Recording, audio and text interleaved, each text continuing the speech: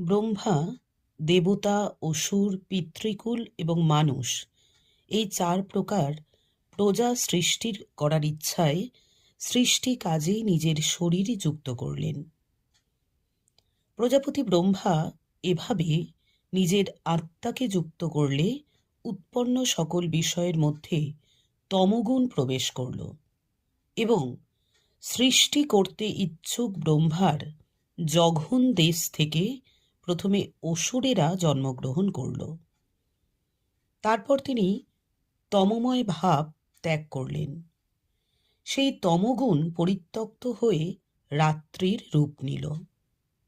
তখন সৃষ্টিকামী ব্রহ্মা সাত্ত্বিক দেহ ধারণ করে প্রীত হলেন।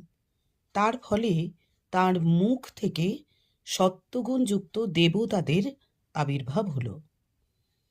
তাঁর দ্বারা পরিত্যক্ত সেই দেহ সত্যরূপ দিন হয়ে গেল।